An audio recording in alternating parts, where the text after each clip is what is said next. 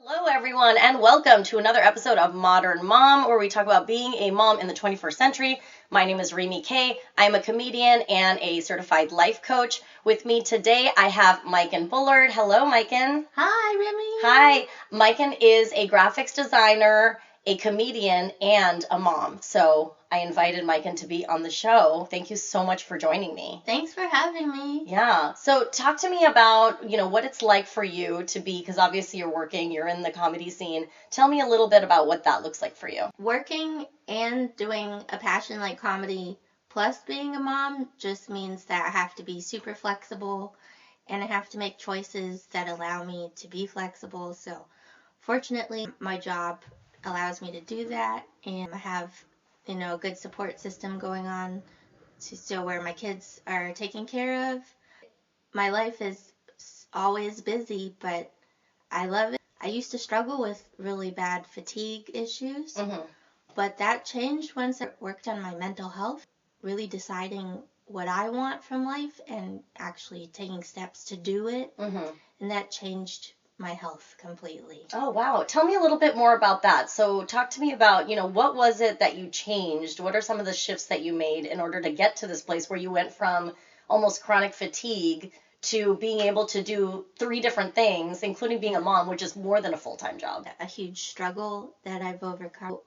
Once I became a mom, I was a stay-at-home mom, and we had just moved from Texas to San Jose, and we have no family in the area. So it's hard to have two kids 2 years apart. At the time, I was still struggling with severely low self-esteem, anxiety with people. I didn't know how to have healthy relationships. My only anchor was my husband. He probably saved my life. And I was, at this time, really good at just hiding my pain. Because I was raised to never complain, never advocate for myself, because when I did, I was punished, basically. Not only by my parents, but by the world in general, which I think is a common theme for women. Like, I'm on the highly sensitive side. The world is a lot more for me, I feel like, than maybe the average person who's neurotypical. Yeah, she looks normal, she acts normal, yeah, she's fine. And inside, I was really, really not happy at all. The reason I can tell is that I look back at old pictures, I'm like, I don't want to look at those pictures. It can be looking like a happy scene, and to me, I just feel, And it's sad, even ones with my kids. Because you remember what was going on the Yeah. inside when you look at those pictures. Yeah. So your association with them is different Yeah. from maybe even what the pictures are. I loved how you talked about on the outside you looked okay, because I think that's a common theme for women is we need to look together on the outside. We need to put it together. And I know that that's a lesson, a theme that I hear often. And it actually has come out. There's some statistic that says a lot of women don't get diagnosed being neurospicy, maybe having ADHD or autism or something along those spectrums until age 30 and up. Yeah.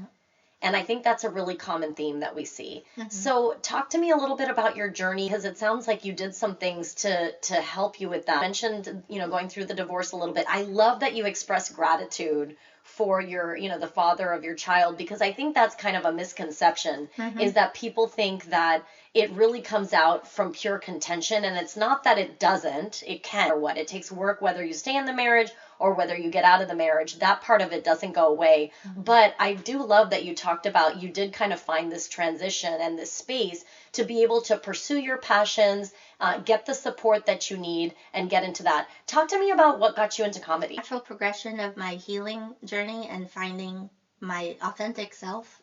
It sounds so cheesy, but it's accurate. I'm shedding off misconceptions about myself and what I'm capable of and what I want out of life. And really shifting from someone who is dependent on others and what they think of me to just loving myself and discovering I want to be a funny person who makes people laugh. And I was held back from that so long out of fear, especially because I was raised a very hyper-fundamentalist Christian world where comedy really doesn't mix unless it's like Jim Gaffigan comedy, which is fine. I love him. But like really my comedy tends to be a little bit more blue. There's a big disconnect for a long time with who was in my circle of friends, my family, and I feel like I couldn't be my true self. Like my true self, I like to be wacky and weird and kind of raunchy. But but yeah, like then once I started doing comedy, it was like amazing. It's like therapy in a lot of ways. It also For both the comedian and the audience yes, members. it is. Yeah, and then I like the social aspect, and it really forces me to be introspective and try to find my voice. Right. And I really like that. And there are actually a lot of female comedians in the local San Jose scene right now, which is amazing. It's so amazing to watch. And the diversity amongst those comedians is also very incredible. And each one just brings a different style, a different flavor, a different brand to the comedy scene, which I really appreciate. Another thing that I really appreciate about comedy is that, so I've been doing comedy for a year, and I just noticed the difference between I come from a background very heavy high tech where I've done presentations to the C-suite and management, executive, etc. And the ability that it's given me to be able to relate to everyone and a lot more people has really opened other doors for me, which I think is a little bit understated. The reason I knew that stand-up comedy was going to be part of my path. And I do love it for the sake of stand-up as well, but I do notice that it has brought so much more to the table for me than I thought it would. Do you feel the same way? Yes, and I feel like you just have the perfect personality for everything you're diving into. And I really admire people like you who can run a podcast because you're so quick to think about what to say and keep a conversation going. And that's something that's actually really hard for me to do. So like if I'm with a friend who's also quiet, we just sit together and just stare at each other. It's very awkward. So I like talkative people a lot. I feel like there's a lie being told to women. After 40, you're kind of worthless. But no, I'm stronger and more the best version of myself because I have so much experience to draw from. And I don't think I could have been a good comedian 10 years ago. I just didn't have the perspective and the experiences. Still looking back, I'm like, every job was a learning experience. Right. It's brought you where you are today. There's actually a commencement speech by the late Steve Jobs. He did at Stanford, I believe, and he talks about looking back at his life and being able to connect the dots. This reminds me a lot of what you're talking about there, and that's something that really stuck with me because I do feel as though when I look back, I can perfectly connect the dots, and yet somehow at the time, it almost seemed so disconnected. I didn't even understand myself, what my path was, where it was leading me to. But I love that you said that. Every experience does have a place, right? I love that term, trust the process.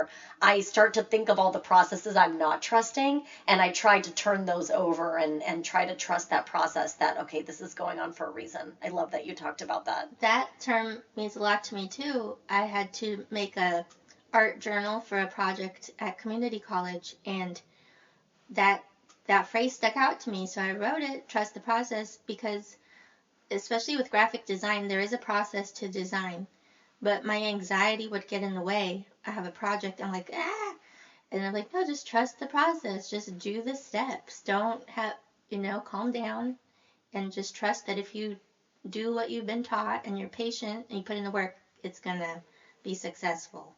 And it may look better than you think it does. I know I'm in the arts as well, and I've done some graphics design as well. And whenever I produce something, there's this funny meme about it. The longer I look at the thing I produce, the worse it looks.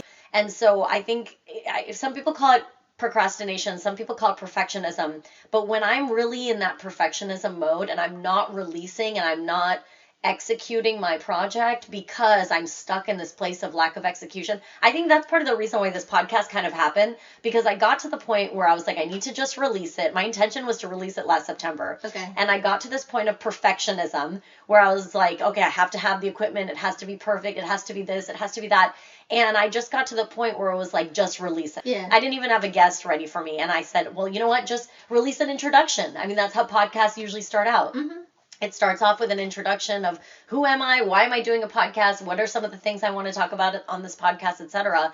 And so just getting it out. And now I feel like it's kind of coming together pretty nicely. So, okay, so we talked about comedy, we talk about graphics design a little bit also. Talk to me about, if you're feeling comfortable, talk to me about your divorce and kind of what's that's looking like for you. Yeah. What it's like. You have teenage Daughters? 12. I have a 12-year-old son Okay. and a 14-year-old daughter, and I knew I wanted to be a mom, and I thought that all these things will make me happy. I'm just not happy being in a marriage, with him. I don't have to feel guilty about asserting what I want, but at the same time, I have to recognize the pain I'm causing people, and he knows I'm truly sorry for just keeping things in so long. Also, to my kids, it's been hard on them, and 100% they blame me for their unhappiness. We're all going to therapy, and that helps a lot, yeah. And I'm just doing my best to show all of them, include my ex included, that I'm still there for you and I still love you. And we're actually doing a really good job co-parenting.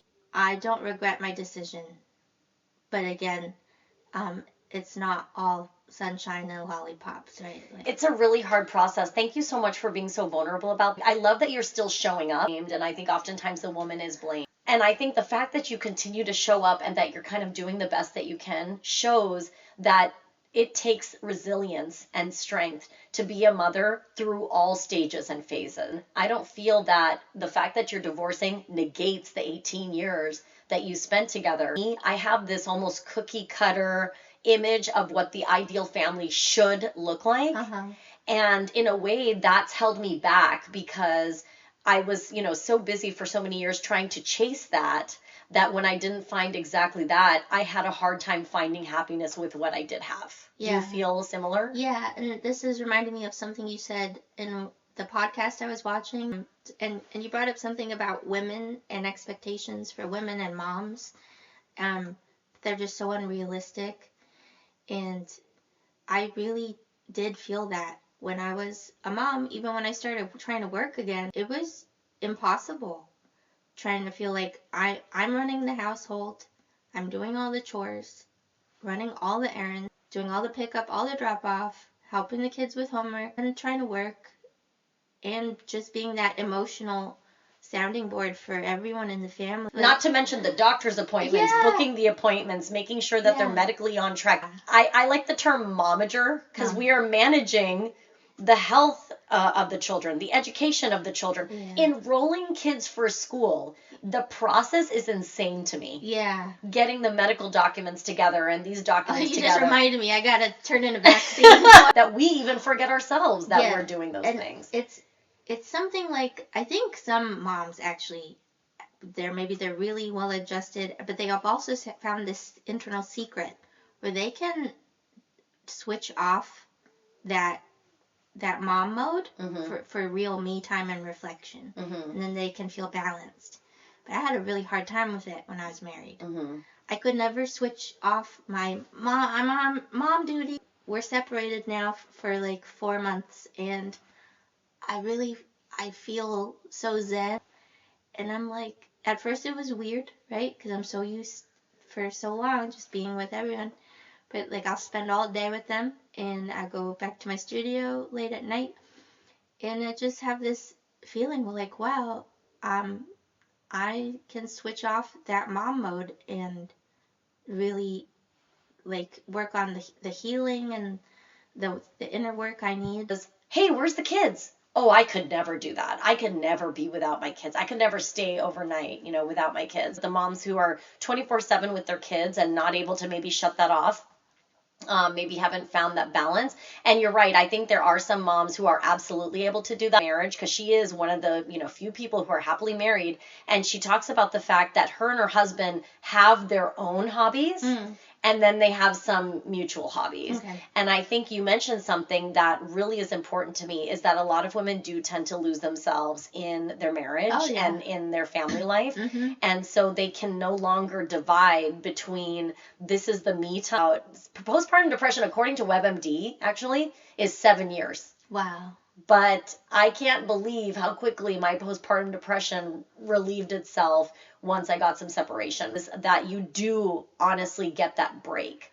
And I think for people who are married, being able to give that to your partner, and I've seen that in successful marriages that I'm around, is that when the partner is able to give the other partner a complete break. Yeah. Not just, I'm going to babysit the kids, which, by the way, I don't believe in that. I never believe that the father is babysitting the kids. Yeah. But if, there's a question that comes up, or where's the diaper bag, right? What does that do to the mom? That pulls you right back into mom mode. Because they cannot right see. It could be right in front of their faces. And I have this joke that, hey, the balloons are going off. I don't know why it does that. That I should just lend you my eyeballs, because it just looks like, you really depend on my eyeballs. Probably a way for kids and the father to be like, hey, you still love us, right? You're still here, right? Yeah. You're still, but what it does to the mom is that it breaks us out of any hope of doing mental self-care for us. Yeah. And then, we almost feel like it low-key negates any alone time that we have within the marriage. Yeah. And so, that's the thing that I've really appreciated both about my marriage and my divorce, is that when my ex-husband takes the kids, he has the kids. I can see clearly he's doing a great job. He knows I'm doing a great job. We loved each other very much, maybe too much. Yeah. To the point where when the other one was in the room, like, even though we're trying to do our own thing, we are constantly like, what are they doing? Like, what's going on in their head? Like, if we could crawl into the other person's brain through the ear, like, we would have done that. Yeah. So it's not lack of love. Yeah. It's lack of understanding, I think, how to really break off, give the other person complete space for a period of time. What the ideal family looks like, it doesn't negate the fact that you guys are still a family. Yeah. So when it comes up organically, usually in the car is when these conversations are happening. All of a sudden, they'll be talkative and they'll ask a really deep question about what their fears are, how they're feeling. Sometimes they say things that are hard for me to hear, like, especially when, like, you're merging into traffic and you're, like, trying to keep everybody safe. And sometimes there's tears, and I'm like, because I'm driving. But that's when I really try to reiterate over and over, we're still a family. I'm still your mom. I'll never stop being your mom, and mommy and daddy still take care of each other. Mm-hmm. It just looks different now. Why aren't mama and daddy together? And we walked through that, and we talked through that, your mom and your dad love you very much. We both love you very much. We are better parents to you when we're apart. And I know it feels a little sad, especially when you see your friends, the whole family's together. Not everything is the way it looks on the outside. Yeah. And so just keeping that in mind is, I know I have a habit of comparing my insides to other people's outsides. And once I was able to let that go a little bit, and actually just stop comparing, I think one thing I was able to do that really helped me was comparing myself to myself. And saying, okay, but here I am now compared to where I was, 5 years ago or whatever. Yeah. And not, again, judging the process. Right. Yeah. Or beating yourself up about how long it took you to get where you are. I think the idea that time is linear is something our brain makes up to try to make sense of time. It's multidimensional. And so when I started thinking of time from that perspective, there is no, oh my goodness, it took so long. Right. Like, this is the path. Yeah. And me judging where I was on the path how can I do that when my concept of time is limited? My eyeball is unable to interpret every spectrum of light that's available. With that said, how can I believe that my vision of reality is the complete vision? Right. Yeah. And this makes me think of that you can kind of go back in time by reparenting your inner child. It's all connected. Oh, I love that. I have a relationship with myself. I have a relationship with my 4-year-old self. So that's the one that I hug and I love, and I say, hey, you know what? I'm here. Like, we're good. We're doing it. We're doing the thing that we wanted to do. And by the way, these were all ages that I had some pivotal transition, whether I remember what the transition is or not. Yeah. Some pivotal transition. These ages, for some reason, really stand out to me. Like, I'll ask my 15-year-old self, like, do you like this outfit? Are we happy with this outfit? And then the final one, it's actually a very happy memory, but not a memory, a future memory, is deathbed self. So I actually imagine myself on my deathbed, and surrounded by my family and the love and just being in the most loving scene, manifesting, being in that really beautiful scene. And I check in with her as well. That's a great way to put things in perspective. What really matters. Right. When at the end of the line, nothing really matters but the love and the relationships you had, not how much you achieved. Right. How much you worked. Yeah. How much money you made. I think that money is great as a means to something else. That you're really being true to yourself. Because honestly, in my opinion, that is the best relationship. I'm only really starting to love who I am. I think after 40 that happens to women. Is women really... So now my mission is to make sure my children love themselves now. Yeah. So never talking about how they look. I read a good tip.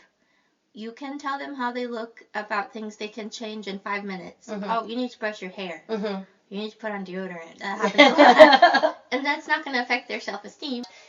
When interacting with other people, so we're getting into interpersonal skills now, but if someone can't change something in 5 minutes, do not bring it up. Yeah. When someone says something about my face, or, I've even had people reach out and try to pick something off my face. Yeah. I'm like, why are you that close to me? Why are you so close to me that you're noticing this dry spot on my skin? But I am not looking so close at you that I'm trying to find your flaws. Right. And it kind of can come across that way. It does come that way. And I agree with you. Hurt people. And it's so subconscious. It is They very don't really realize what they're doing. But when we're going off of our old core beliefs, yeah, things that we have not challenged and thought about and checked in on, then we do kind of run off of this autopilot. There's a place for those feelings. Yeah. But they have to be put in their place and not the dominant force behind everything we do. And I feel like for the longest time, my doubts, my fears, my insecurities were what drove me in every decision I made. And how did that look for you in terms of what your output was? I looked like the perfect mom and wife. Everyone's like, Maijken's so great. Mm-hmm. And I got the horrible chronic fatigue for years. I thought I was dying. I was in bed for 18 hours a day for years. I have been able to rely less on unhealthy coping mechanisms, which for me were shopping, also drinking. And a therapist once told me when I told her I was ashamed of it, she's like, don't be ashamed, it's serving a purpose for you. So just explore what purpose it's serving for you. Trust the process. And I was like, I'm going to do stand-up comedy. I don't care what anybody thinks. If I drink, it's not, the drinking is not out of control, and I don't need it. And spending, I don't spend anymore on like frivolous things, and I don't people please anymore. You mentioned a couple of books that you read for some of your healing. Anything you recommend? I think there's one about CPTSD. You have emotional flashbacks, and you can, once you start to understand that, then you can better control your mood and be more stable and not let your moods control your decision making. So that was really big for my healing. About mothers with borderline personality disorder. Okay. By Christine Lawson. But it's a really interesting look into what I believe I went through as a child. So yeah, understanding childhood is key to everything. I agree with that. Yeah. I think because it's not just childhood, it's that we bring so much of that with us to the present day, more than I think we realize. Yeah. Some people like to say, oh, the past is the past, but I don't know how much of that is ingrained in me, and being able to process that and really going through that, peel the onion. I really am a big believer of core beliefs. That if it comes up for me and it's trying to get in the way of my process or trying to get in the way of my progress, then I can call that out and say, oh, that's that core belief that I have. Let's challenge it and see if we can move forward, move past it. I think we're barely scratching the surface, but I'm so grateful. Thank you so much for spending the time to chat with me and doing kind of your intro, and I'd love to have you back on. I'd love to be back. Thank you, everybody, for joining us for another episode of Modern Mom, and we will see you next time.